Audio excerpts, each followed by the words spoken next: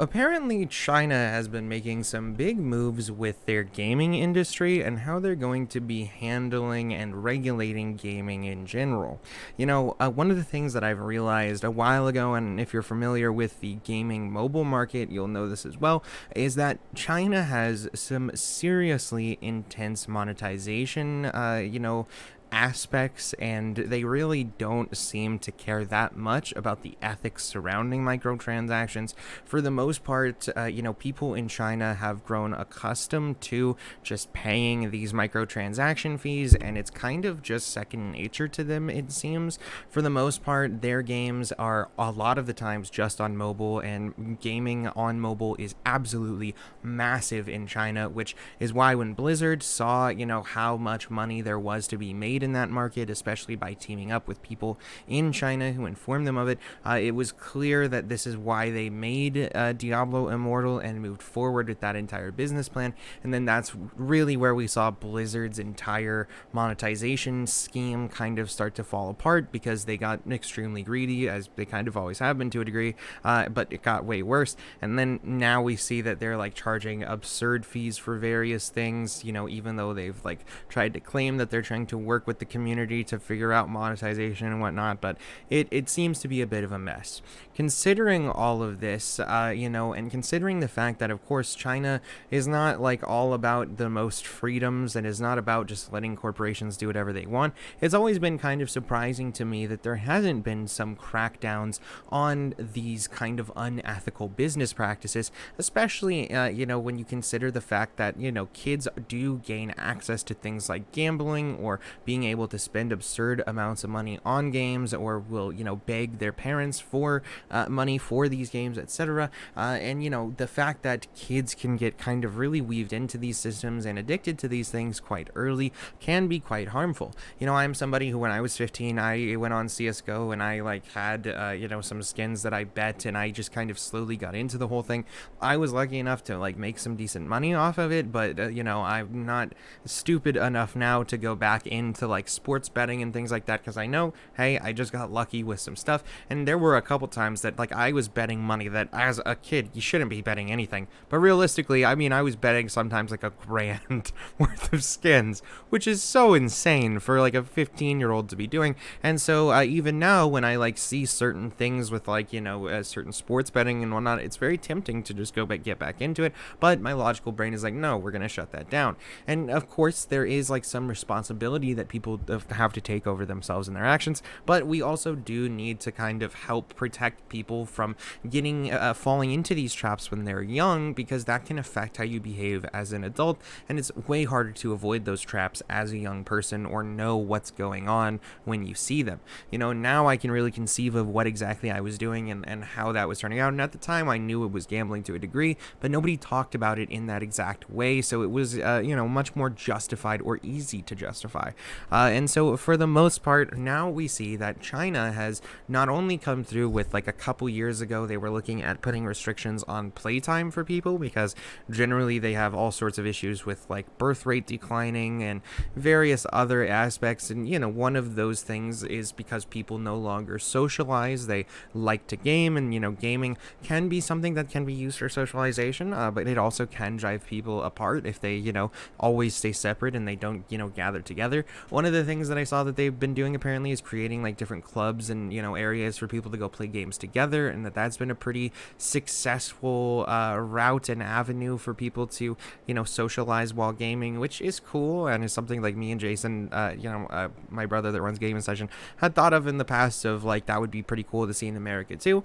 But regardless, they did that a couple years ago, and then about a month ago they apparently stated that they were going to be blocking certain amounts of microtransactions. So they would be forcing developers to put a cap on the amount of money people can spend on a game, as well as blocking games from doing things like having daily rewards for logging in, which is a common way that games will get people back into come on and play, by giving them either skins or giving them points towards items in the shop and whatnot if you come in daily.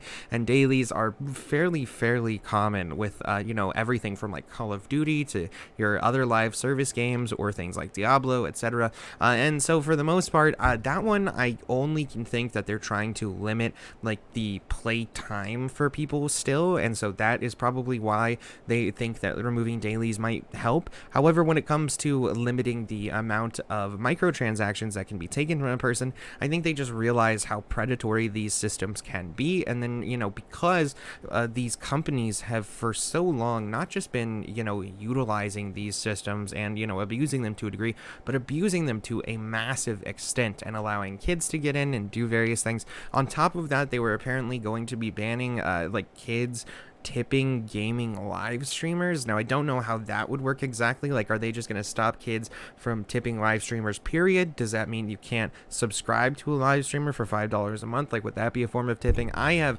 no idea. But again, the only reason I can think that you might do that is because, one, sometimes they can be predatory, but also, just because people spend a lot of time at home watching live streams rather than out doing things themselves. I feel like the better way to incentivize people to get out is to do something like creating the gaming clubs rather than trying to force people out by putting weird limitations on playtime and screen time. However, when it comes to the monetization thing, I can fully understand like where they're coming from with that. It's kind of, again, surprising that these companies, knowing how China works and how their regulations work and how harsh their regulations usually are once they do come down, you'd think that they would have been trying their best to not abuse it so much that that regulation does come down, but apparently they were not able to get away with it for much longer. Except apparently China now has removed that update from their public press outlet. Basically, they had it up for the past month stating that this would happen. There was a big tank in the stocks for gaming companies, and then my guess is that the gaming companies probably came to the government and said, hey, we understand that you want to regulate, and maybe we've been doing things, a little too much for a while now. So, maybe they came to the table and said, look, we will limit how we monetize our games. Maybe we'll limit certain amounts of playtimes and stuff like that. But can you let us do it over time, or can you let us do it without having direct regulation on the books? Maybe it can be more a behind the scenes type thing. That way their stock doesn't get tanked nearly as bad as it has been. And so far, with this statement removed from the public press, it seems that they have, come back up in their stocks quite a bit in the two main companies that were hit. It was Tencent and I can't remember the other one, but they were hit for something like 10 to 16% of their overall stock, which is absolutely insane. I think they said it came up between 3 to 6%, and that's without even full, confirmation that they will be removing this future regulation. Right now, we don't know if it's just been removed because they plan on doing it over a longer period of time, or if they are going back on it altogether. We don't know yet, but I'm definitely curious to see what happens. This is something that is quite interesting, and yeah, I'm just kind of surprised that in some ways that this didn't happen sooner. What do you guys think? Do you think that this is something that's good? Do you think it's bad? Do you think that maybe just the limiting of microtransactions is good, but you don't like the play style, or the play time limitations? Let me know what your thoughts are in the comments down below.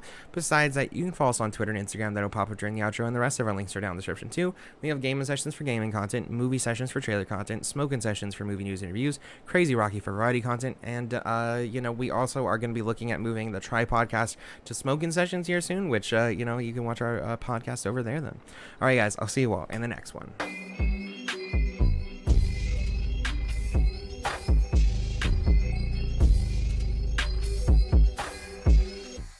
Abducted by my brain and it drains all the dopamine. Pain leaving nothing but the dreams that have been holding me. Reality cracks and it falls.